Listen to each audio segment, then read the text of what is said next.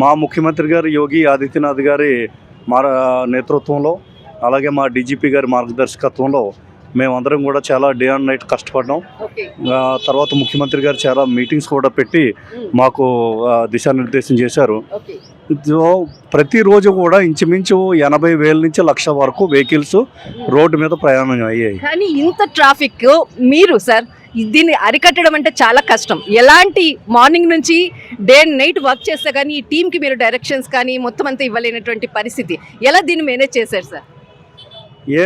Traffic management అనేది చాలా important aspect. మొత్తం కుంభమేళా మొత్తానికి అదే ఒక రకంగా ఆయువు పట్టు అని చెప్పొచ్చు. దానికోసం మేము చాలా ముందు నుంచి తయారీలు చేసాము. ఎలాగంటే ఇంటర్సెప్టర్ వెహికల్స్ 10 వెహికల్స్ తీసుకున్నాము, ఇన్నోవా టైప్ ఇంటర్సెప్టర్ వెహికల్స్. దాంట్లో స్పీడ్ కంట్రోల్ అని, రకరకాల ఆల్కహాల్ చెకింగ్ అని, అలాగే చాలా ఎక్విప్మెంట్స్తో కూడిన వెహికల్స్ అవి. అదేవిధంగా 75 బైక్స్ కుంభమేళా ఏరియాలో మొబైల్ పార్టీలు ఉండేటట్టుగా 75 ఇంటర్సెప్టర్ బైక్స్ తీసుకున్నాం.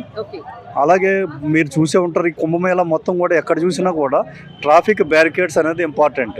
ప్రతి చోట కూడా ఈ ట్రాఫిక్ బ్యారికేడ్స్ అనేవి ఈ పబ్లిక్ని కానీ వెహికల్స్ని కానీ రెస్ట్రిక్ట్ చేయడానికి చాలా ఉపయోగపడ్డాయి. సో మేము తీసుకున్నవి ఇంచుమించు 10,000 ట్రాఫిక్ బ్యారికేడ్స్ కొత్తవి కొని మొత్తం అన్నింటినీ కూడా వాటిని ఎరెక్ట్ చేయడం జరిగింది.